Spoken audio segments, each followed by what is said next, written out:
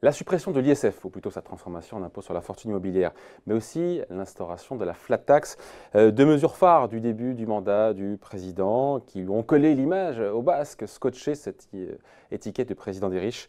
Et donc voilà, mesures fiscales qui ont été tellement polémiques qu'on attendait tous évidemment de pied ferme la sortie donc, de ce rapport qui nous dirait si oui ou non, voilà, tout ça est positif pour l'économie française, au-delà de la ristourne fiscale, encore une fois, pour les Français les plus aisés qui en ont bénéficié. Bonjour Raphaël. Bonjour David. Je vous vois tiquer là, Raphaël Legendre, journaliste d'opinion. Non, mais c'est vrai que... Je vous écoute très attentivement, comme à chaque fois, David. Oh, bien sûr. Non, mais ce rapport, 300 pages, encore une fois, de France Stratégie, il laisse un peu, on va le détailler un petit peu sur notre fin, quand même, parce que, en gros, il nous dit, et on n'est pas tellement surpris, en fait, dans le fond, c'est que c'est trop tôt pour avoir un avis définitif, ferme, pour mesurer, encore une fois, l'impact de cette suppression de l'ISF, de la flat tax, savoir si cet argent a bénéficié à l'économie française sous forme de consommation, d'investissement. Voilà, on est un peu déçus quand même. Là, vous spoilez la fin de l'épisode. Il y a plein de choses intéressantes avant ça. Alors effectivement, ce comité d'évaluation de la grande réforme fiscale du début du quinquennat, il a été mis en place fin 2018.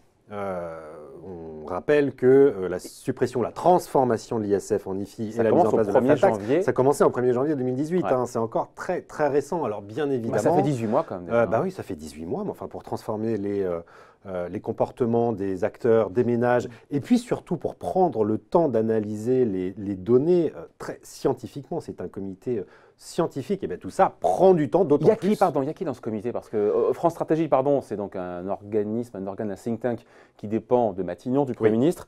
Ils sont vraiment libres, critiques, indépendants pour mener à bien cette…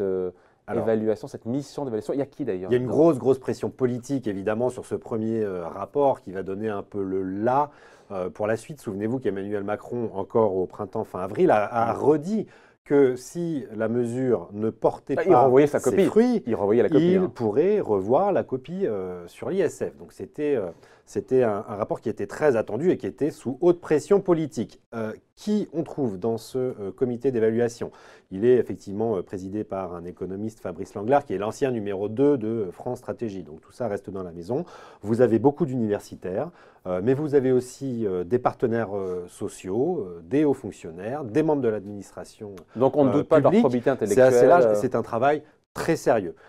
Vous avez maintenant surtout deux équipes universitaires qui travaillent actuellement sur les données logées, on voit Bercy derrière, à la Direction générale des finances publiques. Car en réalité, pour savoir très scientifiquement ce qui s'est passé, il faut aller plonger dans les déclarations fiscales des ménages pour les mettre en rapport, des ménages soumis à l'ISF bien sûr, pour les mettre en rapport avec la composition capitalistique des entreprises, pour voir si la composition de ce capital a changé entre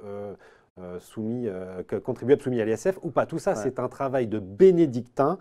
Bercy, qui avait fait un véritable effort pour le coup de transparence, qui a été salué par les universitaires, ça donne une base de données extraordinaire aux chercheurs pour comprendre l'impact de cette évolution. Mais il faudra attendre 2 ans. Il faudra attendre 2 ans, bien sûr. On ne peut pas encore trancher. On ne voit pas d'effet, il faut dire les choses clairement, on ne voit pas d'effet visible sur l'économie. Il y a des premiers signaux qui semblent être positifs, mais c'est… Il y a un chiffre qui est très important dans ce rapport et qui, pour le coup, est scientifique et factuel, c'est l'effondrement du nombre de départs d'exilés fiscaux. Alors, soumis à l'ISF. Soumis à l'ISF, pardon. C'est toujours un peu compliqué de savoir pourquoi les gens partent. Est-ce que c'est uniquement pour des raisons fiscales? Mais ce sont les chiffres, ce sont les chiffres 2017. Qu'est-ce qu'on voit? On voit que on passe de 630 en 2016, Français contribuables. On est passé d'une moyenne de 750 départs en moyenne entre 2004 et 2016. Ça s'est envolé en 2013 à 900 quand François Hollande annonce le durcissement de la fiscalité du capital et le rehaussement de l'ISF. En 2017, c'est-à-dire après la campagne électorale d'Emmanuel Macron qui promet de supprimer l'ISF, la mesure n'est pas encore en place. On voit bien l'effet prédictif de cette mesure. Ce chiffre tombe sous les 400. C'est le plus bas depuis 2005. C'est quand même pas tout à fait anodin. Et le comité d'évaluation le rapproche très certainement de la promesse de suppression de l'ISF. Les chiffres 2018 seront très importants, on ne les connaît pas encore, mais seront très importants en ce sens. C'est donc déjà un premier effet bénéfique de la suppression de l'ISF. Ça n'est pas le seul. Voilà, le premier, alors, donc le premier, en termes d'attractivité, on peut dire effectivement, voilà, moins de Français contribuables assujettis à l'ISF quittent le territoire. Après, il y en a C'est un 3 autre. milliards, il faut préciser que quand même, Ouais. pendant 10 à 15 ans, ça a été 3 milliards de capitaux qui partaient chaque année de la France. C'est 750 environ ménages soumis à l'ISF, c'est pas rien. Bon, alors, d'autres indicateurs, d'ailleurs on les connaît déjà, l'autre, c'était, on en a parlé ensemble peut-être même il y a 15 jours, c'était le fait qu'il y ait plus de dividendes qui étaient versés aux ménages. Là, pour le coup, Absolument. c'est la flat tax à 30% sur les revenus du capital. On a plus de dividendes. Oh, pareil, on a vu au moment de François Hollande un Ça effondrement. s'était effondré à partir de 2013, quand François Hollande a aligné la fiscalité du capital sur celle du travail. Évidemment, cela coûtait beaucoup plus cher. Les marchés, les entreprises, les acteurs économiques ont réagi et la distribution de dividendes s'est effondrée en ramenant, en mettant en place ce prélèvement forfaitaire unique de 30% sur les revenus du capital. Eh bien, les dividendes, effectivement, ont explosé et c'est une très bonne nouvelle. Car comme le disait Arthur Laffer, quand on baisse les impôts, les recettes peuvent augmenter.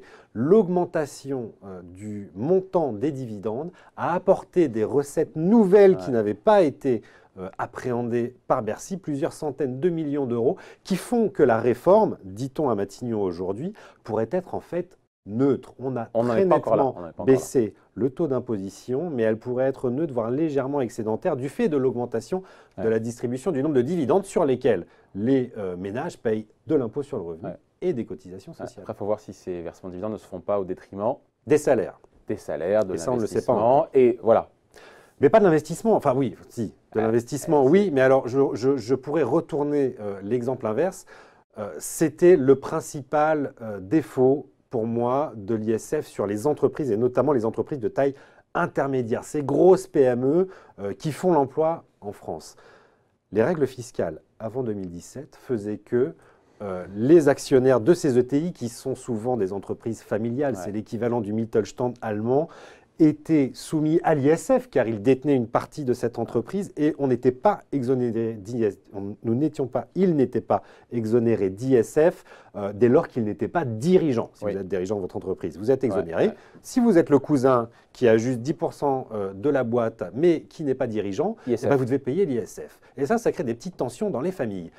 Et du coup, ces entreprises familiales étaient obligées de verser de gros dividendes à leurs actionnaires pour qu'ils puissent l'ISF. Et cet argent n'était pas effectivement réinvesti dans le développement de l'entreprise. C'est pas un argument qu'on entend souvent. Très beau témoignage aujourd'hui dans l'opinion que je vous conseille de lire du patron du groupe de transport Epner qui explique tout ça. Epner qui explique tout ça très bien. La fin de l'ISF, c'est pour lui 100 millions d'investissements en plus dans son groupe sur les 3 prochaines années.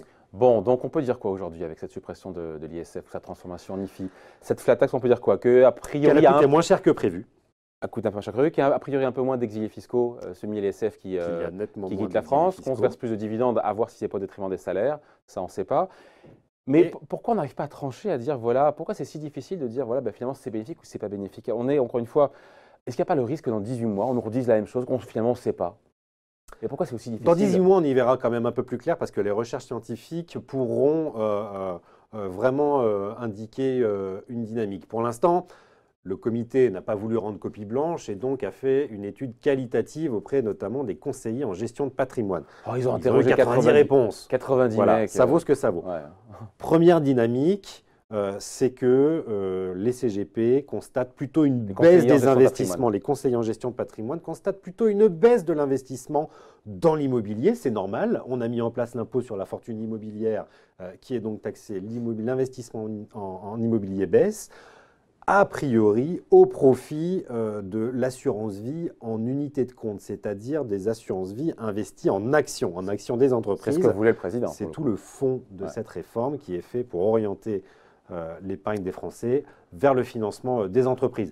Ça reste encore du domaine du ressenti. On n'est pas dans une démonstration scientifique forte, mais en tout cas, les premiers signaux sont plutôt positifs. Et on m'indiquait hier à Matignon et à l'Élysée que ce que montrait surtout cette étude, c'était l'hypocrisie de la fiscalité du capital en France, qui est qu'en réalité, les très riches payaient moins d'ISF et moins d'impôts que les petits riches. Pourquoi? Parce que l'ISF était plafonné à 75% des revenus. En pourcentage, et pas que en euros. donc, bien sûr en pourcentage, et que donc les 0,01% des plus riches payaient proportionnellement moins d'impôts que les petits riches avec un patrimoine entre 1 et 5 millions d'euros. Et ça, c'est quelque chose que l'on constate aussi dans les chiffres qui sont donnés dans le rapport du comité d'évaluation. Et oui, on imagine que tout ça profite effectivement aux plus riches. Et en fait, quand on voit le gain moyen, 6 500 euros, c'est pas rien, vous me direz, en matière d'économie d'ISF, 1 000 euros en moyenne sur la flat tax, on se dit que c'est pas des millionnaires, c'est pas des milliardaires, ça. Non, c'est absolument pas ni l'un ni l'autre. Et en plus, on le voit de toute manière dans les chiffres, c'est-à-dire que le coût de cette réforme, c'est environ 4 milliards et demi d'euros. C'est pas grand-chose. On a on a quasiment 1 100 milliards d'euros de prélèvements obligatoires en France.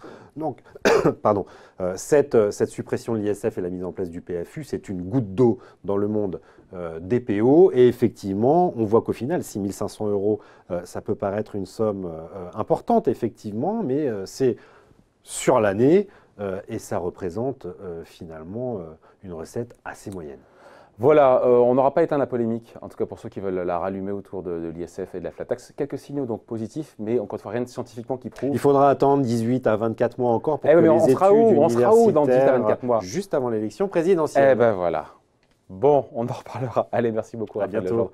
Journaliste à l'opinion. Bonne journée, bye.